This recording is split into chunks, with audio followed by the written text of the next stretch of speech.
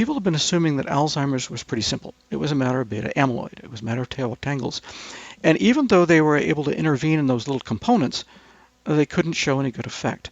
But once you begin to understand the true complexity of it, you realize there are places you can intervene that are much more effective.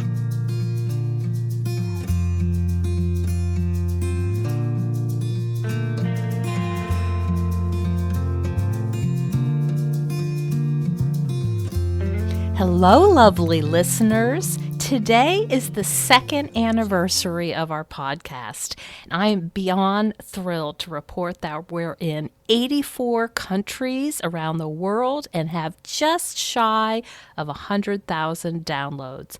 Thank you so much, our loyal listeners. Enjoy this interview and please leave a comment on our website, zestfulaging.com. I really do read every single one. Back to the show.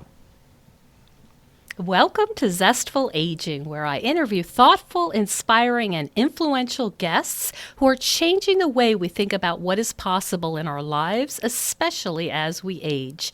I'm your host, Nicole Christina, psychotherapist and fellow Zestful Ager, and I love to hear from you, my listeners.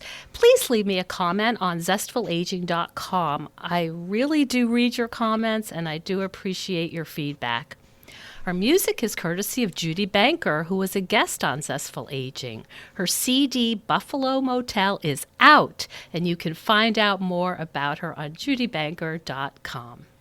Well, as usual, I've got my loyal Jack Russell right by my side, so let's begin. We have a really wonderful interview for you today. Dr. Fossel is considered the world's foremost expert on telomeres, aging, and age-related disease. He gave the very first talk at the National Institutes of Health on reversal of human aging. He published the first articles on the potential of telomeres as a clinical intervention 2 decades ago. He's the author of the only medical textbook in this field. He's now president of Telocyte, a biotech firm taking telomere therapy to FDA human trials to cure Alzheimer's. And a little tidbit about Dr. Fossel. He says he's the only person who's ever been bitten by, kissed, and wrestled with a gorilla. Welcome to the show. Thanks, Nicole. Yeah, that's part of Zestful Living and Zestful Aging. I think you hit it right on the head. Yeah, before we talk about curing Alzheimer's, can we talk about the gorilla, please? Yes, that was Coco. Coco. Right. I didn't realize it was Coco. Well, it was back in 1974, and Penny Patterson, who was Coco's owner, needed somebody to do babysitting. So every Wednesday for 6 hours, I would be the babysitter of a gorilla, which sounds like fun, and it was. But it was also humiliating because here's a gorilla who has a bigger vocabulary than I do. Oh, goodness. And how many words did he learn yeah. I'm sorry, Right. Sign. How many? What was she signing after? I don't know. And the reason I say that is because there are always disputes about that figure. You know, a lot of people who think Coco signed a lot think she knew a lot of sign language. People who are who don't trust that or don't believe it tend to think she had a very small vocabulary. I do know that she had a bigger sign language vocabulary than I did, and I know that she was in a very real sense in there. As I said, it's odd to bite, have been bitten by, wrestle, and kiss a gorilla, but she was in there more so than maybe as much as your average 4-year-old. There was somebody there. It was fascinating to me. It was an honor. I wasn't paid for it. It was just a pleasure. But it was one of those things that add 3 dimensions and color to your life. You know, it never fits in your CV, but you wouldn't give it up for anything. Many things like that. Oh, how fascinating! I'm a huge fan of primates, and when I went to Costa Rica and there were monkeys, I couldn't stop shrieking, which caused a lot of attention. But it had been a lifelong dream of mine to see monkeys, and I kind of understand that draw about the fascination of like, this looks an awful lot like me. Yes, it was. She was fun. She had a sense of guilt, a sense of outrage. I'll never forget the time I tried to convince her that there was a crocodile in her cage. She wouldn't believe me, and I insisted. She finally went in and looked. There was not one there, and then she gave me a dirty look. Oh my God! You know what I mean? She knew that I had done something wrong. I You had tricked misled her. her. I had tricked her, and I felt sort of badly, but I laughed and we giggled and I tickled her, and it was fascinating, fascinating. Oh That my whole concept goodness. of, how much is somebody in there? Um, my cat has a personality. Your dog has a personality. My dogs have Mhm. personalities. Mhm. Horses have personalities, and some animals I think more so than others. And she Mhm. had the personality and the soul of a 4 or 5 year old. She was in there. There was somebody home. It wasn't just a one Oh year old, and it wasn't wow. a 20-year-old. It was a young child in there. You could sense it. Oh my Fascinating. gosh. That we could do a whole hour on Coco, I think. How wonderful. But we should probably focus on the fact that you are the world's foremost expert on telomeres. Telomeres. Now, not everybody knows what that is. So could you give us a little explanation of what those are? Yeah, the telomeres are pieces at the end of your chromosome. And in some sense, they don't matter, and you don't really need to know much about them, but they, they modulate, they control gene expression. Let me give you a sort of a feel for this. Back about 100 years ago, there were people who honestly believed that every cell in your body had different genes. And we finally realized that all the genes were pretty much the same in all of your cells. They're just expressed differently. It's as though you had the same symphony orchestra and each cell plays a slightly different tune. One cell plays a tune for your skin, another plays a tune for your brain cell, another for muscle cells. But it turns out the same is true as we age. That is, my cells when I was 9 years old have the same genes that they have now. The genes haven't changed, but the expression has changed in the last 60 years. So, the tune that my cells were playing at age 9 is a different tune in some sense than they're playing now. It's a slower tune, for one thing. And the Mhm. telomeres control that. They act sort of like the symphony orchestra conductor. It's not that they are critical in playing the tune, but they do direct the pace and the tune. And how do we influence them? Well, it's funny you say that because they're influenced by a million things. For example, if I look at my skin and say I've got a piece of skin that's never been exposed to sun and another piece that's exposed to sun regularly, for example, your nose or the back of your hand, that kind of thing. As the cells divide because they're stressed because of sun damage, as they divide, the telomeres shorten, and that helps change the pattern of gene expression. So any number of things can alter the pattern of gene expression through the telomeres. But it's very much a complicated thing. It's a matter of injuries, it's a matter of your age, it's a matter of your diet, a matter of your stress levels, a matter of Mhm. exposure to radiation, to toxins, a million things. I mean, I think of dozens right away, but probably a million things alter the rate of telomere loss. They alter your rate of aging. I think we all know that some people and take an age of 65, some people look older than others. And that has to do with the sort of not only the genes they have, but the lives that they've led as well. Most of us, I think, have seen pictures of our grandparents, for example, or you look at an old, a Topper movie would be a good example. There's, as I recall, a banker in there that looks to me like he's about 70 and they claim he's 45. Well, people aged faster in many ways 100 years ago than they do now. We have it easy in some ways. It's that rate of living. It's the kind of things you go through. I must say that I think that having a little bit of joie de vivre and a little zestful approach to life probably helps. Mhm. Yes, in fact, I think there's research that supports that. So, if we were going to focus on our telomeres, are there things that are fairly straightforward and simple that would help them stay nice and long? Well, it's funny you ask that because the answer is yes, but most people won't. The most important things you can probably do are the same things that your grandmother told you, and that your family doctor tells you. The family doctor costs more than your grandmother, but you probably pay attention to neither one. And they're not very sexy things. Things like Mm. fasten your seatbelt, and don't smoke, exercise regularly, eat well. I mean, go on and on about things that make your life healthier and longer. But I think most people know those. These are not wildly unusual things. We Mhm. can talk about things like different diets, and you could talk about things like meditation. But in fact, most of the really important things are pretty obvious. They're pretty simple. And You, would you talk a little bit? I My specialty is eating disorders, and Right. people are always, should I fast? And then there's intermittent, and then there's keto, and they're vegan. I mean, people are really trying to figure out what to do with food. Maybe, overthinking it, and I get think so. obsessed. What I do think you so. What do you recommend? Well, it's funny because I had I've lectured for years on biology of aging, and there's one classic lecture I give about the gastrointestinal system and diet and food. And the very first slide I put up has a small fuzzy animal. And I said, does anyone know what this animal is? And there's blank, 100 students in the class, blank stares. And I said, in fact, I will give an extra 5 points to anybody on their final exam if they can identify the animal. Still blank. I said, this is Lemmus lemmus, the Norwegian lemming. Almost everything you know about diet and food is lemming behavior. It comes in fashions, it comes in waves, we believe it all, and then 5 years from now we think the opposite is true, whether it's high carb, low fat, high protein, low protein, fasting, no fasting. And I said, I'm not here to tell you that there isn't truth involved. There are really important things to say about nutrition and diet. But most of what we tend to focus on comes in waves of fashion, and I think you need to get over that.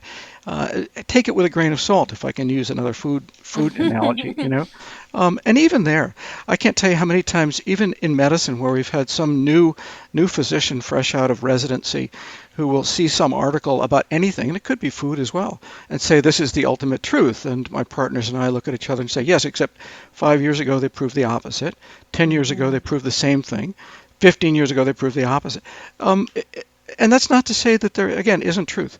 I think we all know sort of the basics of a good diet, but there's so much that people argue about, and often the arguments and the fashions are no more than that. They're just fashions. Again, there is truth. I don't mean there isn't.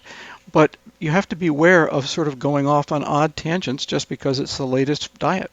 And people get so obsessed and desperate, They do. They do. yeah, no, I really agree with that. And most of what we know really works is staying away from stuff with, SKU codes and keeping Mhm. it fresh, keeping it colorful, that kind of thing. Oh, I love that old saw about, the things to eat in the grocery store. One, never always eat from around the edge of the grocery store, never the main aisles. That is, go for the fresh fruits, vegetables, the meat counter, the dairy, rather than the center aisles. Never eat anything your grandmother couldn't pronounce. Yes, You know, yes, yes, yeah, there's a sure. lot to be said for sort of that sort of basic approach to diet. Yep, there's a lot to be said. It's really complicated, and I think people can get a little over fixated on that. There are a lot of other things. So, talk a little bit about exercise because that's another one that people get a little over zealous or underzealous about. Both. You're right. We all know we should exercise probably more than we do. Um, uh, but even there, I can't tell you how many studies I have seen that pretend to say that exercise will prevent cancer or extend your lifespan, and I think it does. But the study often is sort of just no more than a correlation. What they show is not necessarily that exercise or good diet extends lifespan or prevents cancer or disease. What they show is that people who are healthy tend to exercise and eat good diets. Well, we sort of knew that. It may be that, for example, that people who get cancer are the same people who have genes that tend to make them a little less prone to exercise. So it's not the exercise that's protective, it's that they have the wrong genes. And I don't think it's quite that. I really do think that exercise has a role. I just see so many studies that say that, but in fact, that's not what the data shows. I'll give you a funny example about this with correlations. If I were to go to a grocery store and measure everything that everybody bought, everything you bought, everything, and I watch everybody who comes out of that grocery store for the next 2 decades, and I look to see who gets heart attacks, I would discover something very interesting, which is that the thing you can buy that appears to be the most likely to show protection, apparently, against heart attacks are infant diapers. Well, Oh, but it's not because infant diapers are protective. It's because 25-year-olds are the people who buy infant diapers. And I personally have seen 25-year-old guy get a heart attack, but it doesn't happen very often. It's usually older people who oh, do. that's And it's no fascinating. more than a correlation. But that's true of so many dietary things too. People assume that because, there's a correlation, that's causation. It's not. There are good diets, but again, the correlations are not good enough, and infant diapers don't protect you any more than buying adult diapers cause disease. There's another bad correlation. People who buy adult diapers tend to have more disease. Well, yes, of course they do, because they're older. Well, that's not because infant diapers are protective or adult diapers are bad. It just, that's a correlation. It means nothing. But there Hmm. are things that we need to be a little wiser about exercise too. And I do think exercise helps. It really does in a number of ways. Blood pressure comes to mind. I just a little leery about studies that purport to show that when the study doesn't show that. It simply shows no more than infant diapers. That's really interesting. So, when we talked earlier, you showed me photos of these incredible gardens that you have around your house. Is that something, those kind of activities that help us age well? I think so, and it's not the garden per se any more than it's tennis or knitting or playing with your grandchildren. It's the attitude involved. It's the way you Hmm. go at it. If I were to go out gardening in sort of a crazy, stressful fashion, I'm sure it would be no good for me. And that could be true of any number of other things too. No, it's the attitude. Here's a little trivial example from me, and it came home to roost because of something someone else pointed out to me about it. But years ago, many of us, when we get our first job, will go out and buy something. You get your first paycheck, and people will go out and they will get a car or a computer or whatever it is. They tend to buy some little gift to themselves that says, "Now I'm an adult and I have a paycheck." I did. But what I did was I went out on my credit card and bought $2,000 worth of daffodil bulbs. And Oh, wow. decades later, they are still coming up quite happily, thank you. And whoever got the car is now in the junk heap. Whoever got the computer, it is about 14 generations past. Whatever people tend to buy, but to me, that mattered, and it was something. I don't mean to say quite spiritual, but you're right. There was a certain zest in it to come back to that, and I think that has to be true of the sort of things we do. For some people, it's woodworking. For some people, it's cooking. Hmm. But I think it's the attitude in which you approach it rather than the activity you engage in. Yeah, it's like the essence of life. It's when, and something about planting bulbs. I live in upstate New York and we have a very long, dreary winter. And when I plant those bulbs in the fall, there's something about, there's hope involved because I Hmm. know that we'll get Yes. through the lake effect blizzards, but in the spring, it's going to happen. It's this gift is going to come forth that I planted. There's something about hope for the future. I think that's it. And again, you could overdo it. You can stress yourself about it. But if you approach it right, it makes sense. It reminds me of an old story about a young man who goes to the abbot of a Buddhist monastery and he wants to gain enlightenment and asks how long it will take. And the Buddhist master says, well, it will take, 10 years. And the guy says, what if I work twice as hard? And the Buddhist master says, then it will take 20 years. Ah, Um, I you know, love that. That I've heard that, and I need to put that on a sticky somewhere for myself because sometimes I tend to be a little driven, like other people, and it doesn't help actually. I think it That's doesn't. I think great. you're right. Again, back to zestful or having an elan or having a sense of humor, having Hmm. some sense of delight in the universe, a sense of awe. I sometimes think that's true of religion as well. It's not just the particular religion or the spiritual values. It's having some. It's having some values, some idea that the universe is more than just you. It's looking out at night at the stars and being awed by it. It's being awed by a young child. It's that sense of there's something more to the entire universe than me.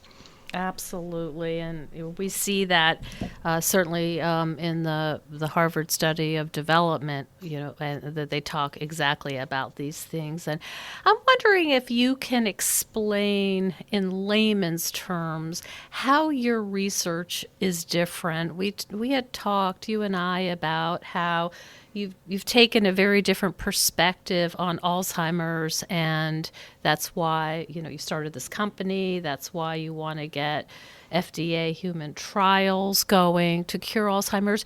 Would you be able to describe your findings and your perspective in a way that a layperson could understand? I think so. The essence of it is understanding that things are systems, they're not components. There was a friend of mine who said to me he had spent his whole life working for Airbus and doing as a global executive in the aerospace industry. And he said he had designed jet engines. And he said to me, when a Rolls-Royce jet engine fails uh, and the fan blade breaks, I don't ask what's wrong with the fan blade. I ask what's wrong with the engine that made the fan blade fail. And he said, that's the kind of thing that we're doing at Telesite.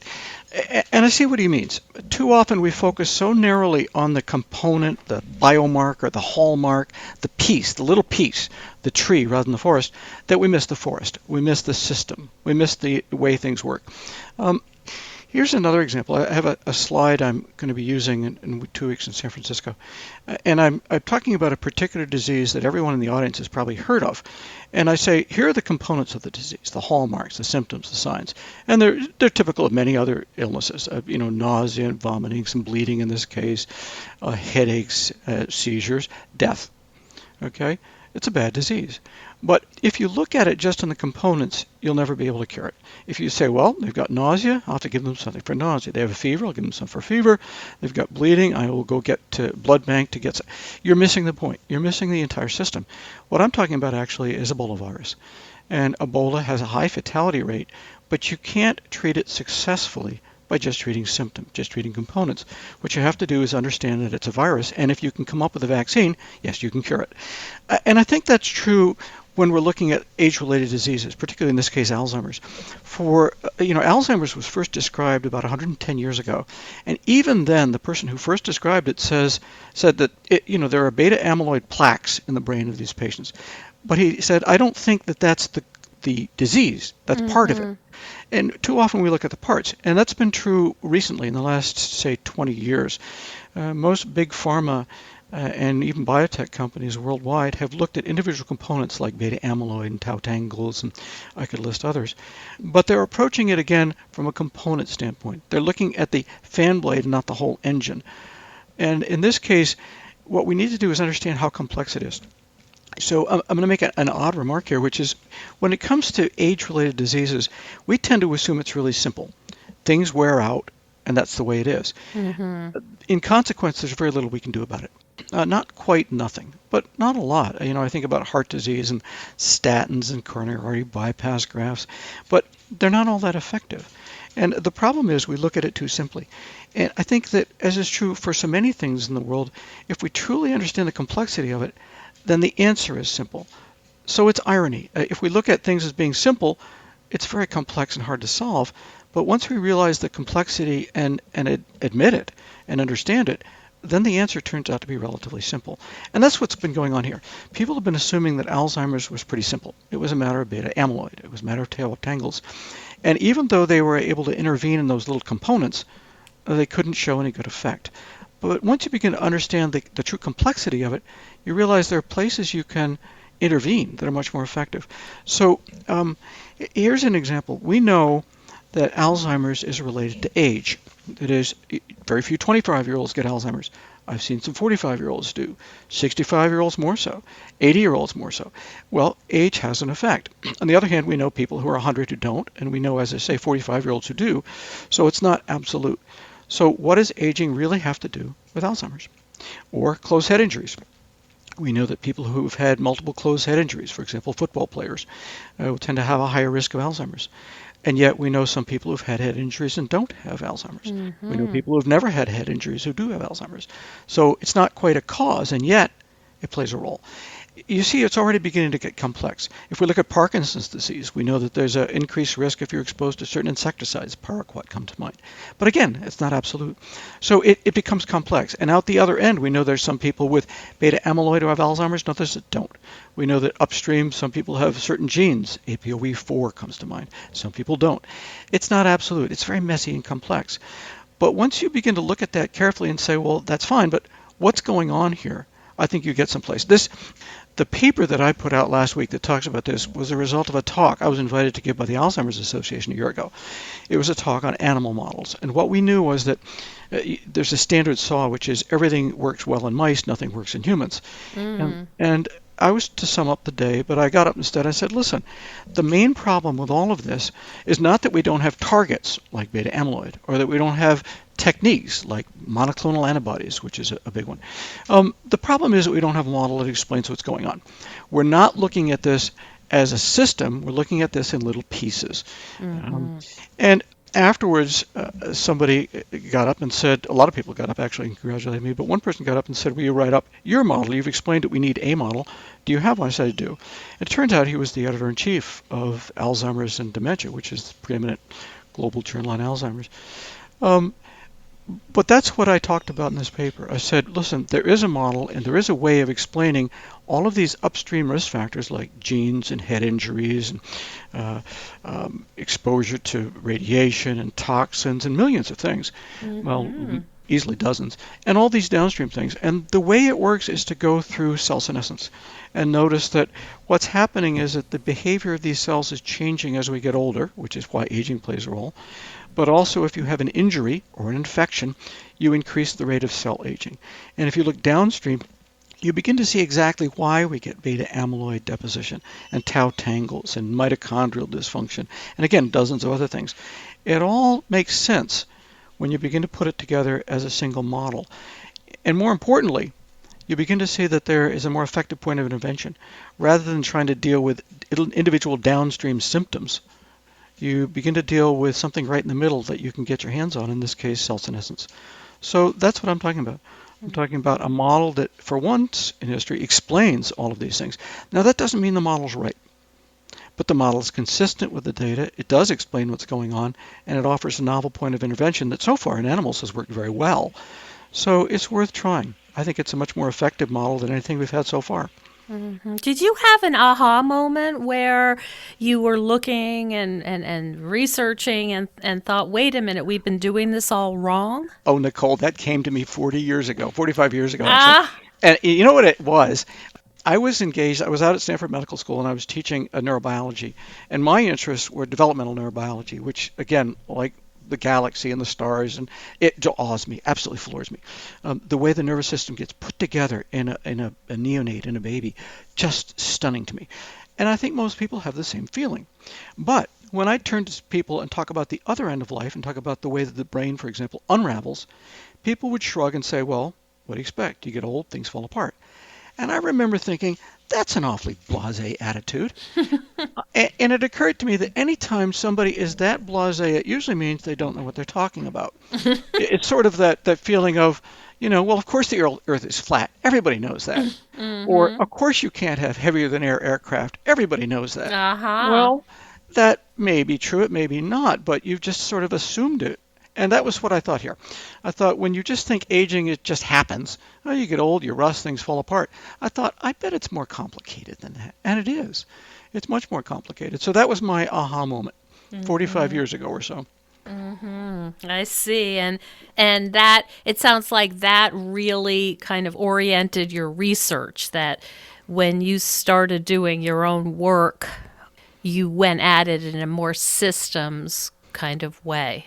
That's true. At least I was looking for that system. For me, the change actually came about finally in about early 1990s. I was at a conference. It was a conference on aging. In fact, I was going to write a textbook on aging, except that I ran into a friend of mine who I thought wrote a better textbook. And I also was trying to piece together how all of these things worked, make a system. The analogy is the blind man and the elephant. It you see all in those days you saw all these people working in the aging community, and they were honest people, they were bright people, they had integrity, they worked hard, but one would describe the elephant's ears and the other the elephant's trunk and the other tail and the other the side and so on, but no one was talking about the elephant, and they were all disagreeing about what quote caused aging unquote. But in the early 1990s, I ran into some of this early work on cell senescence and telomeres, and I began to realize you could begin to see the structure of the elephant. You could see the bones. And that got me intrigued. So that led me to put out that first book on aging and and putting a talk together for the NIH. It was an invited talk, and that was an interesting one too, because it sort of epitomizes my feelings about all of this. That is that, theories are good, but data is better. The talk at the NIH was reversing human aging. And the auditorium at the NIH is very steeply raked, and so people are literally looking down on you, but figuratively as well. I'm giving the first lecture called Reversing Human Aging, and of course they're all sort of thinking, what an idiot. And I stopped at the beginning of the talk. I said, listen, before I go on, let me say that an hour from now, anyone who leaves this room and thinks you can reverse aging is naive. Mm. But anyone who leaves this room in an hour and thinks you cannot reverse aging is equally naive. If you have any sense, you will leave this room in an hour and saying, I don't know if we can reverse aging or not. Show me the data. Now, let me tell you what data there is. And I went on with the lecture. But I think that's still true. I think that when it comes to things like curing Alzheimer's, it's not a yes-no question. It's a question of show me. Show me the data. Mm-hmm. Do it. We have a model that I think explains not only how Alzheimer's works, but predictively as well. That is, it predicts exactly why several years ago the Eli Lilly trial failed with solanezumab and the problem with the Biogen Eisai study and anakinumab. Predicted those. And it predicts that we should be able to intervene effectively to stop and to partially reverse cognitive decline in Alzheimer's. But that's good. A logical model, a consistent model, a sensible, well thought out model is good, but data is better every time. So we will take this to FDA human trials and see if we're right. I think we are, but again, show me the data. Mm-hmm. So how does this happen? What's the logistics? You have this data, and then you have this biotech firm. You have your data, and you write a proposal to the FDA to say, listen, there's enough data here that we should take this to human trials. How does that work? Good question. It's not quite like that. That is, we go to the FDA and we say, listen, here's what we do to show that this is safe to use in human beings. We show them the data we've got, and they say to us, listen, you need to run the following other trials and get this data to show it's effective or it's safe in human beings. Now, a lot of that data we have from ourselves or other studies. For example, we're using, in our intervention, we're using some gene therapies that have been used in other patients quite safely. But we have to answer their questions about safety. And then they turn to us and say, that's good data, go ahead with the human study. And then we do what's called a phase 1 FDA trial, where typically we'll do a dozen patients, and we'll be treating Alzheimer's patients and following them up over a 6-month period. Mm-hmm. And so at this point, your tech company, your biotech company, needs to raise the funds to what? Just tell me about that. What are the finances involved with this? Well, the finances, again, are sort of interesting because for us there are 4 criteria. The first one is credibility. We cannot afford to take a misstep. No one has ever succeeded in doing this before, and if we announce positive data, people should look askance at that. So we have to be very careful to do it right. The second is safety. We want to make sure that we don't do anything that in fact will cause anyone harm. The third is efficacy. It doesn't do any good to run a trial unless you've done it so well that if it does work, you can prove it does work. So we don't want to make a misstep there. And the fourth is cost. We want to make sure that when this comes out, and it will, that we can make sure that the cost of this is sufficiently low, and it will be, that will actually be a savings rather than a cost, that is to people who are using it, compared to the cost of treating Alzheimer's disease. It will be. So those are the concerns for us. The cost of this turns out to be a lot less than any other drug company would use. Somebody asked me about that, and I said it's a matter of efficiency. If you aim at the wrong target, you will waste a lot of money. If you aim at the right target, you can do this for very little. Now, very little from the pharmaceutical standpoint is different than very little from my personal standpoint. Yes, that's Right. right. For us to get through a phase 1 human trial runs us just about $10 million. 10.3 is the budget. Wow. Right. Now, comparing that to, Biogen spent more than $750,000 on a study that people felt didn't work for the same sort of disease. So yes, we'll be saving money, but again, that's certainly more than I have in my pocket. Thank you so much. So what we have is a group now of about a dozen interested parties in funding us, but interest and enthusiasm don't allow me to sign contracts. We can move ahead as soon as we actually have the cash to do it, and that's our first stumbling block. What's your sense of urgency? I mean, you've dedicated your life to this. You are very confident that this is the way to approach Alzheimer's. And it sounds like what you're telling me right now is the hurdle is just financial. Well, in a sense it is, but it's also conceptual. What we're suggesting is innovative. It's different than other people's models. Most people, I remember talking to the chief scientist of one of the big pharmaceutical corporations in the world, and her take was it's all beta amyloid. Well, our model, the model that I put out last week, suggests that it's a lot more complicated than that. And for her to accept my model would actually be to undercut what she's spent 40 years of her professional career Oh, doing. and all that, those funds that have been spent. And they have. And so, for example, I know Biogen is moving ahead with more trials and, in a sense, more expense. But the same is true of the investment community. If I'm a major venture capital group and you come to me with a proposal like this, the very first thing I do, if I take it at all seriously, is I turn to an expert and I say, does this make sense to you? Now, most of the experts, again, have been working at sort of component ideas about I Alzheimer's. see. And they look at it and say, well, it's not beta amyloid and it's not tau tangles, therefore it can't make sense. So it's a different approach. It's sort of like what quantum theory went through at the turn of the last century, beginning of the last century. Everybody knew that classical physics answered most of the questions, as it does. But there were some things it didn't quite answer. And so when quantum mechanics came out, people said, that's nuts. Well, it's certainly complicated and it's certainly difficult. But on the other hand, it's what allowed us to have GPS and cell phones. We wouldn't be able to do this if it weren't for an understanding of quantum mechanics. And that's sort of where we stand. It's a novel approach. A lot of people are very excited about it. But if I'm a venture capital group, by nature, I'm certainly looking at a certain amount of risk, but I also have to be conservative. And the Yes. people I talk to tend to look at it and say, I don't quite get this. This is not classical physics anymore. What do you mean quantum mechanics? I don't quite get what you're getting at. It's a different approach. It's an obstacle. Yeah, you're ahead of your time in a sense. Well, I think so, but as I say, the truth is in the clinical trial. We will see. Well, I'm pretty confident we can do this. I'm very confident, actually. But it means testing it, and we want to make sure we do it right.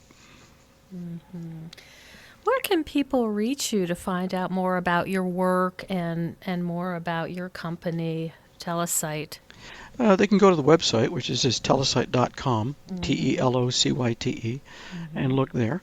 And that's probably the easiest way. We have a registry of patients. We have additional information we can send out. There's a lot there on the website. They can certainly get a copy of the paper, which is not hard now. It's turned out to be open access. The publishers decided to make it free for everybody, which is another compliment. In fact, it was interesting. The editors say that this paper is the most important paper they've ever published. Well, it's a Wow. compliment. I hope it works out. I think we're right, but it's nice to hear that. So it sounds like you're pretty confident that we're on our way to curing Alzheimer's. I think so, Nicole. I think that the best message I can give people out there is that there is a better way to look at this, and it makes more sense, and it's got promise that nothing else ever had. We're not looking at band-aids. We're looking at, frankly, the possibility of curing Alzheimer's. When I talk to I've been on some of these global recruitment calls where big pharma and biotech companies are looking for patients for their Alzheimer's trials. And most of them are fairly honest about it. They say, listen, there's no way we can stop it, let alone cure it. What we're hoping to do is to slow it a bit, to give people an extra couple of years, an extra couple of months. And from our perspective, that's not at all what we're looking at. We're confident that we can not simply slow it and not simply stop it, but actually reverse some of the cognitive decline. There must be limits. I think of the Humpty Dumpty phenomena. There's some things that you can't get back in the shell again, but no, for a number of theoretical reasons, we think we can actually improve people's ability to think and remember, and daily life activities. We think we can improve it, and the animal data back it up. We've seen some remarkable things happen when we use the same approach in animals. So yes, I think we can do this. I don't know that. I used to say, about certain things, I bet 5 cents on this. I wouldn't bet my pension. No, I bet my pension on this. Wow. I bet my pension Wow. entirely on this. We'll do And this. and and as you know, one of the elements of aging well is leaving a legacy. This is quite some legacy. Well, I hope it's a legacy for the people who have this, Mm-hmm. and not just for me. I often have noticed that, uh, when it comes to legacies, if you're lucky, you don't become famous. It's sort of a personal disaster. Um, but it is, I think, a legacy for people who need this. There are a lot of people who suffered.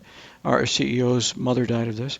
One of the people who first got me involved in this back in the early 90s, a friend of mine, who published some of the early data on this, I just found out 2 days ago, has Alzheimer's. In fact, I'm going out to see him in California in 2 weeks. Mm-hmm. Um, no, there are people out there who need this, and it's not a personal legacy. It's a very personal legacy for other people. Mm-hmm. Well, thank you so much for explaining that and helping us understand the system approach and really fascinating and exciting. And I wish you very best luck in getting the funding to do the FDA trials and make an enormous headway in what is, a really horrendous disease. Let me say one final thing. Actually, Alzheimer's is just a start. As the article says, this is not just about Alzheimer's. It's certainly also about Parkinson's and frontotemporal dementia and all the other age-related dementias and CNS diseases you can think of. But as I hint in the summary, that's not the end of it either. This same approach is probably equally effective in dealing with things like age-related cardiovascular disease, that is, strokes, heart attacks, aneurysms, peripheral vascular disease, congestive heart failure. All of those things come under the same systems approach. For us, it's just a start. Mm-hmm. Well, congratulations on your success so far and best of luck for the future. Thanks, Nicole, and best of luck to people who need it too. I think what we can do is not extend human lives, but extend the quality of human lives enormously. Excellent. Thank you so much. Thank you. Thank you so much for joining us on Zestful Aging. If you like the podcast, please share it with some of your friends. I love to hear from my listeners. Send me an email at NicoleChristina.com. In this phase of our lives, we're more aware that our time is precious, and we certainly don't want to waste it taking care of stuff that we no longer need, left over from a life that we are no longer living. We know we would feel better with less clutter and more open space, but we don't know how to get there. If this sounds familiar, I'd love you to check out the online course I've developed with professional organizer and designer Carrie Luderin. This course is different than others you may have tried because we give you clear steps to deal with the clutter and tools to help you face the overwhelm and feelings that come up when you're going through your clutter. It's practical and realistic, and the lessons are short and punchy and very manageable, but it has the power to change your life. We all deserve to live in a peaceful home without the chaos of too much stuff. Find out more at NicoleChristina.com. And stay tuned next week for another interview with a fascinating and inspiring guest.